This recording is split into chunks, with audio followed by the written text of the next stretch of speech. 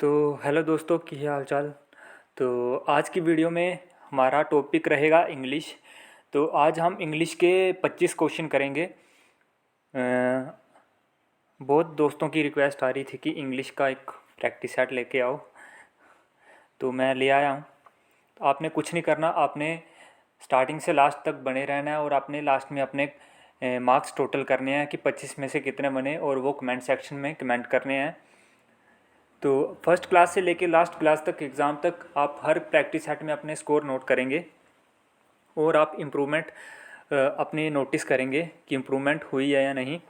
तो आज हमारा पहला क्वेश्चन है, select the option that can be used as one word substitution for the giving group of words. अनेक शब्दों में एक शब्द के लिए इसमें बताना है one word substitution. Group of people moving together in a company for security specially for crossing deserts. तो जो एक ग्रुप होता है जो साथ में एक कंपनी बना के चलते हैं सिक्योरिटी के लिए, या फिर किसी मतलब एक डिज़र्ट को क्रॉस करने के लिए किसी रास्ते को, तो उसको क्या बोलते हैं? ऑप्शन नंबर ए च्योर, option B number 2 caravan, option number 3 cable, option 4 cottage. तो इसको बोलते हैं ऑप्शन नंबर 2 कारवां, काफिला। मुसाफिर या अन्य जो व्यापारी होते हैं जो एक साथ अपना काफिला लेकर चलते हैं, उन उसको कारवां बोलते हैं। The group of people moving together in company for security specially for crossing desert. हमारे हिमाचल में भी जैसे जो गद्दी जनजाति के लोग होते हैं, जो गद्दी होते हैं, वो अपनी भेड़ बकरियों को एक कंपनी में लेके ही जाते हैं ना, तो उससे आप याद रखेंगे। अभी आपने कभी नहीं भूलना, इसको कारवां बोलते हैं। ये देखिए आप।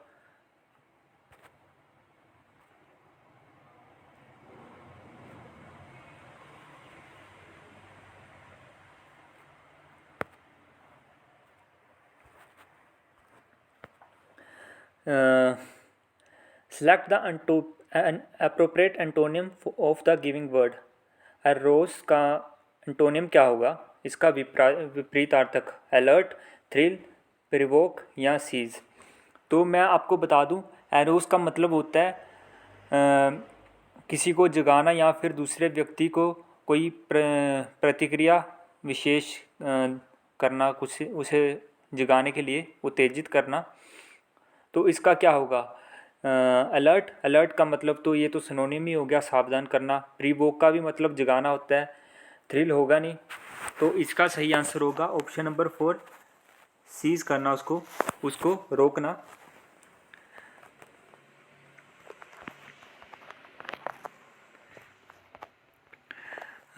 थर्ड क्वेश्चन है, select the most appropriate option that can B substitute the underlined word in the sentence. The collection and affection of rainwater is of vital importance। तो इसमें अंडरलाइन वर्ड है अफेक्शन। अफेक्शन दोस्तों, इसका हमें मतलब सबसे closest meaning बताना है, इसका सिनोनिम हमें बताना है कि अफेक्शन का सिनोनिम क्या होगा। तो अफेक्शन मतलब होता है किसी चीज़ का उपयोग करना। तो इतना मैं हिंट दे सकता हूँ। तो क्या होगा उसका? Option number S resolution, option 2 construction, option 3 कोज या ऑप्शन 4 यूटिलाइजेशन। तो इसका होगा ऑप्शन नंबर 4 यूटिलाइजेशन, इसका सही आंसर होगा अफेक्शन का। जैसे हम रेन वाटर को यूज़ करते हैं, उसके लिए यहाँ पे अफेक्शन वर्ड यूज़ किया गया है, तो हम इससे यूटिलाइजेशन से भी चेंज कर सकते हैं, इसकी जगह यूटिलाइजेशन भी आ सकता है। अगला हमारा ग्रामेटिकल एरर्स का क्वेश्चन है, burning of fossil fuels is causing pollution in recent time. तो इसमें आपको कौन से पार्ट में एरर लग रहा है? Burning of fossil fuels is causing pollution in that time होगा, इन रिसेंट टाइम नहीं होगा। तो इसका ऑप्शन नंबर 3 सही आंसर होगा। हाँ, यहाँ पे देख लीजिए, और इसमें थर्ड, इसमें यहाँ पे ऑप्शन नंबर 3 में एरर बताया गया है। यहाँ पे मोस्ट अप्रोप्रिएट फिलअप हमें यूज़ करना है। Sita was dash to find out what had happened at the neighbours place that morning. Sita was awed to find out, Sita was curious to find out, या Sita was ecstatic to find out, या Sita was peculiar to find out. तो इसका होगा Sita was curious. Curious होता है उत्सुक थी वो जानने के लिए कि नेबर में कल मॉर्निंग को क्या हुआ था। तो इसका होगा option number 2 क्रूशियस।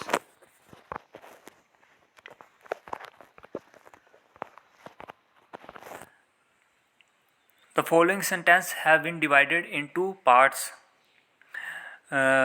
One of them may contain an error. Select the part that contain an error from the giving option. If you don't know any error, mark no error as your answer. Have you saw my iPad anywhere? यहाँ पे दोस्तों saw नहीं होगा, see होगा। तो यहाँ पे error लग रहा है, तो इसको हम यहाँ पे ऑप्शन नंबर 4 टिक करेंगे। यहाँ पे सी आएगा, have you see my iPad anywhere. तो ऑप्शन नंबर 4 इसका सही आंसर है।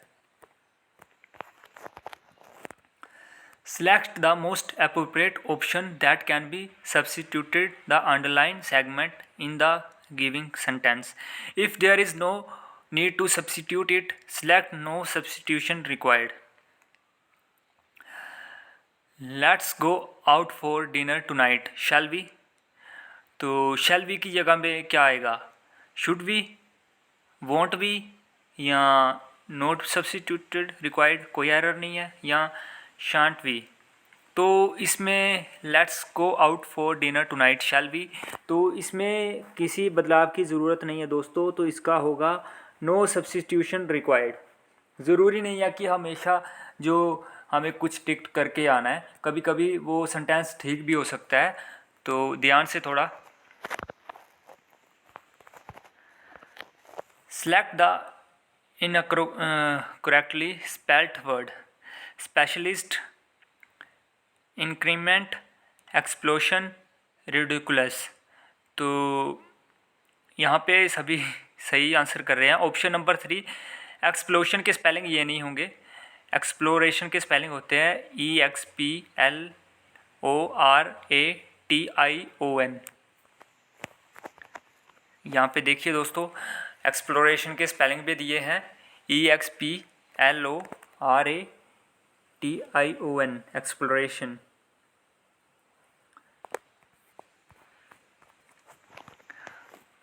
Select the most appropriate meaning of the given item and phrases से यहाँ से पूछा गया worked like a dream। तो इसका क्या होगा?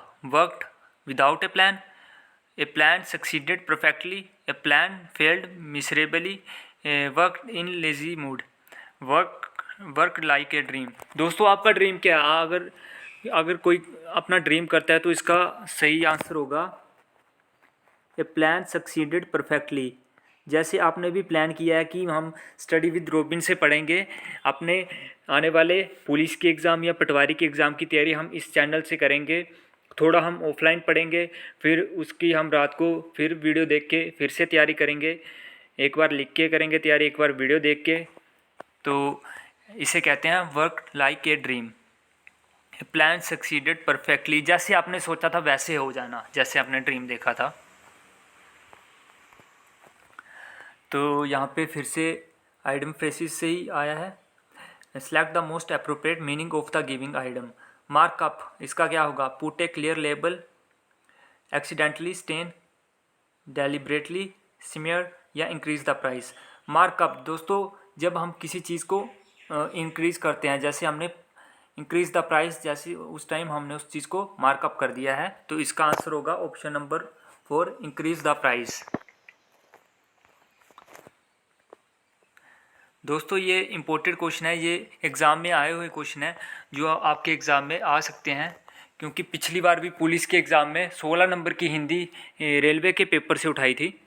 तो इसलिए मैं अलग अलग एग्ज़ाम से हुए जो प्रैक्टिस सेट है वहाँ से लेके आ रहा हूँ उनके एग्ज़ाम के पॉइंट ऑफ व्यू से जो इम्पोर्टेंट रह सकते हैं।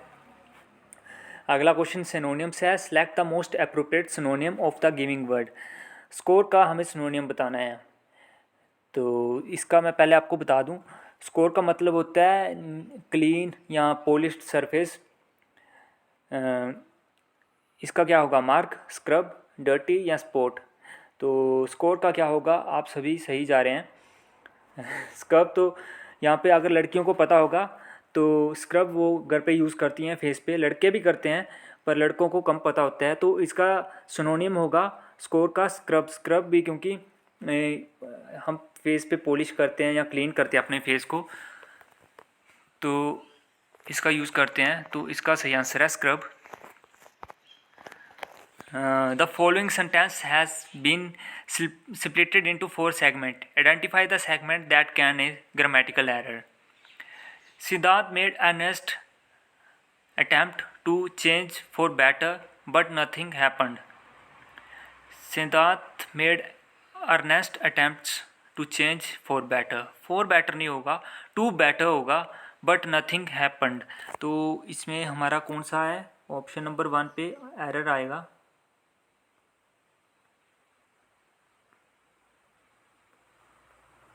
टू बेटर होगा यहाँ पे। Select the correctly spelled word. Incidentally, commercially, purify या पॉसिबिलिटी। तो यहाँ पे दोस्तों जो कमर्शली है इसमें डबल आर दे दिया गया है। यहाँ पे डबल आर की ज़रूरत नहीं थी, एक ही आर की ज़रूरत थी। COMMERCIALLY कमर्शली आना चाहिए था। बाकी इंसिडेंटली की स्पेलिंग ठीक है, प्यूरीफाई की भी ठीक है और पॉसिबिलिटी की भी ठीक है। इसमें क्वेश्चन ऑप्शन नंबर 2 गलत होगा।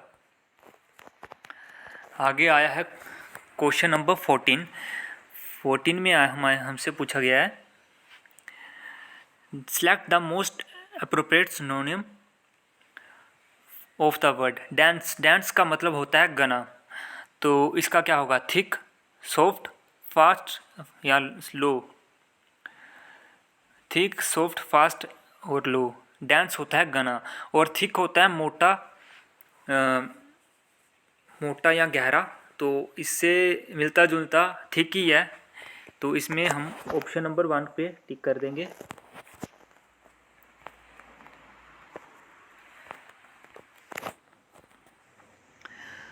आगे आया है 15 question. Select the option that can be used as one word substitution of the giving group of the words. A kind of decision on which one can not go back. एक ऐसा decision जिससे कोई पीछे नहीं जा सकता, जो कि अटल है, जिसे बदला नहीं जा सकता। अल्टरेबल होगा, इसका मतलब एब्सोल्यूट होगा, इरोवोकेबल होगा या फ्लेक्सिबल होगा। फ्लेक्सिबल तो लचीला होता है जिसे हम चेंज कर सकते हैं, पर इसका सही आंसर है ऑप्शन नंबर 3 इरोवोकेबल, जो अपने शब्दों पे अटल है, जिसे बदला नहीं जा सकता। A kind of decision on which one can not go back, इरोवोकेबल।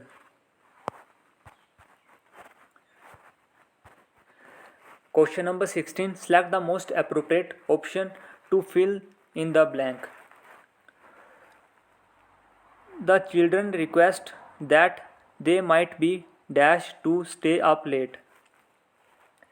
They sentenced, they approved, they admitted या they permitted। they sentenced होगा या approved होगा, admit होगा या permitted। तो इसका होगा option number 4 permitted। the children request that they might be permitted to stay up late। वो लेट हो सकते हैं। 17th क्वेश्चन है select the most appropriate option to the fill in the blank. All through the population of village in England was rising at a dash pace that of the city was increasing by leaps. Slow pace होगा, equal pace होगा या fast pace होगा या uniform pace होगा। तो इसमें हम fast pace के साथ जा रहे हैं। Option number 3, all through the population of the villages in England was rising at a fast pace that of the city was increasing by leaps। पर हमारे देश हिंदुस्तान में क्या हो रहा है, शहरों की और लोग ज़्यादा भाग रहे हैं और गाँव को थोड़ा छोड़ रहे हैं। तो जबकि जो जिन्होंने हम पे राज किया वो इसे उल्टा कर रहे हैं। उनको पता है कि एक देश गांव से ही चलता है और वो गांव की तरफ ज़्यादा पेश कर रहे हैं, बहुत तेज़ी से कर रहे हैं वो। Select the most appropriate antonym of the giving word. Antonym विपरीतार्थी, इसका उल्टा बताना है। क्लम्पसी, क्लम्पसी का मतलब होता है बद्दा, तो इसका क्या होगा उल्टा? ग्रेसफुल होगा, वाइल्डफुल होगा, स्टबर्न होगा या ऑकवर्ड होगा। स्टबर्न का मतलब होता है कि ज़िद्दी, ऑकवर्ड होता है कि किसी ऑकवर्ड सिचुएशन में, उल्टी सिचुएशन में फंस जाना। वाइल्डफुल होगा जंगली टाइप, तो इसका सही आंसर होगा ग्रेसफुल, जिसको हम कहेंगे चार्मिंग। इसका सिनोनिम है ग्रेसफुल का। और क्लम्पसी आपको पता ही है, बद्दा। अभी आप सभी को अपने जो रिलेटिव है उनको बद्दे लगते होंगे, पर जिस दिन आपकी नौकरी लग जाएगी, जिस दिन आप वर्दी में उनके घर जाओगे, उस दिन आप सभी को ग्रेसफुल चार्मिंग लगोगे। सब लोग उस दिन आपके पीछे पीछे भागेंगे। दोस्तों ये कुछ नहीं, समय की बात है। भरोसा रखिए, हमारे चैनल पर बने रहिए और हमारा वादा है कि हम आपको वर्दी दिला के ही छोड़ेंगे। क्वेश्चन नंबर 19 है, select the most appropriate option that can be substituted the underlined segment in the giving sentence. If there is no need to substitute it, select no substitution required. As the boys missed the bus, they couldn't able to reach the school on time। तो इसमें हमें couldn't able to का जगह पे हमने देखना कि ये ठीक है या इसकी जगह हमें चेंज करना चाहिए। तो यहाँ पे क्या आएगा, वाज नॉट एबल टू या कांट एबल टू या कुडंट एबल टू। तो दोस्तों, as the boys missed the bus they couldn't reach the school on time. Able क्यों लिख रहे हैं? अगर यहाँ पे पहले बताया दिया गया है कि वो कुडंट, वो स्कूल रीच नहीं कर पाएंगे अगर वो उनकी बस छूट गई, तो यहाँ पे ऑप्शन नंबर 3 कुडंट आएगा। यहाँ पे 2 देने की ज़रूरत नहीं थी, एबल की ज़रूरत ही नहीं थी, एबल टू, क्योंकि यहाँ पे कुडंट एप्रोप्रिएट है, इसकी साथ और किसी की ज़रूरत नहीं थी। क्वेश्चन नंबर 20 है, वन वर्ड सब्स्टिट्यूशन से। Strong, deep, dislike. Empathy, telepathy, sympathy या एंटीपैथी। स्ट्रॉन्ग, डीप, डिसलाइक मतलब किसी से गहरी नापसंदता, उसको क्या कहेंगे? उसे कहेंगे एंटीपैथी। उससे घृणा करना, किसी से बहुत गहरी मतलब उसको नापसंद करने की कोई गहरी वजह किसी के साथ, एंटीपैथी होगा। तो दोस्तों इसके बाद हमारे स्टार्टिंग में एक पैराग्राफ था, पर उसको मैंने लास्ट में शिफ्ट किया था क्योंकि ये बहुत ही मोस्ट फेवरेट पार्ट है स्टूडेंट्स का। क्योंकि बहुत से स्टूडेंट एग्ज़ाम में जब ये आता है तो घबरा जाते हैं। तो मैं आज लेके आया हूँ कॉम्प्रिहेंशन। तो इसमें हमें फिलअप्स भरने हैं एक एक करके। In the following passage some words has been deleted. Read the passage carefully and select the most appropriate option to be fill in blank. One summer, a well in the garden dried up and there was no water for the plants. एक summer की बात है, गर्मियों की, जब garden में जो कुआं था वो सूख गया और जो गार्डन में पेड़ थे उनको पानी देने के लिए पानी नहीं था। The roses slowly dash to wilt. तो अभी डैश की जगह पे क्या आएगा? बिगेन, बिगनिंग, बिगेन या being. The roses slowly dash to wilt. तो इसका होगा ऑप्शन नंबर 3 बिगेन। वो धीरे धीरे सूखने लग पड़े। जो हमारे रोज थे गार्डन में। The Rose saw a sparrow dash its beak into the cactus for the some water. तो यहाँ पे स्पैरो के आगे क्या आएगा? डिम, डिप, डिन या डिश। तो यहाँ पे आएगा the rose saw a sparrow and dip its beak into the cactus for some water. Deep आएगा यहाँ पे, DIP। ऑप्शन नंबर 2 यहाँ पे आएगा।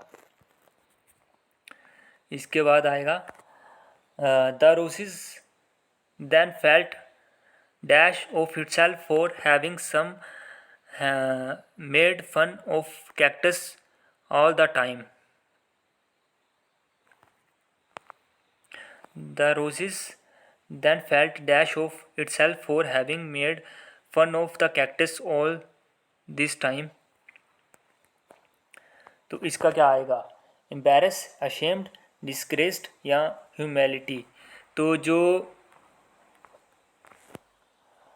रोसिस थे जिनको अपनी सुंदरता पे घमंड था, वो जो कैक्टस का डेली मजाक उड़ाया करते थे कि तेरे ऊपर कोई नहीं आता, तुझे कोई नहीं देखता, तू कांटों से बना है। जबकि कैक्टस को पानी की कम ज़रूरत होती है, वो बिना पानी के भी रह सकता है, जैसे कि रेगिस्तान में भी कैक्टस ही होते हैं। जबकि जो गुलाब होते हैं उनको पानी की बहुत ज़्यादा ज़रूरत है। तो इस समय में the roses then felt ashamed of itself for having made fun of the cactus all the time. इसमें आएगा अशेम्ड आएगा दोस्तों। यहाँ पे वो अपनी इस करतूत पे शर्मिंदा थे। Option number 2 ashamed.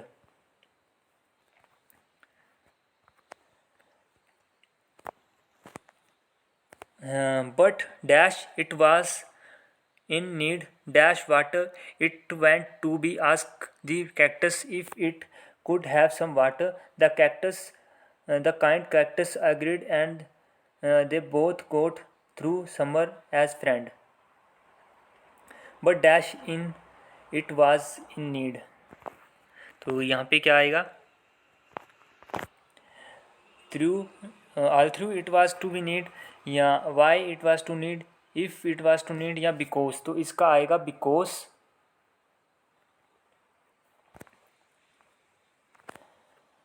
but because it was to need dash water it went to ask the cactus। it was need to of cactus for या फ्रॉम। तो इसका होगा ऑप्शन नंबर 2 ऑफ कैक्टस। एक बार हम फिर पूरा पढ़ेंगे, पहले इसको पूरा कर लेते हैं। It was need of water it was to ask the cactus if it could have some water. तो एक बार हम सभी ऑप्शन के साथ फिर से पढ़ेंगे। The summer as well in the water garden dried up and there was no water for the plants there। The rose slowly began to wilt। The rose saw a sparrow dip its beak into the cactus for some water। जो sparrow थी वो cactus में अपनी चोंच चुबाती है कुछ पानी लेने के लिए। The roses then felt ashamed for itself for having made fun of cactus all the time।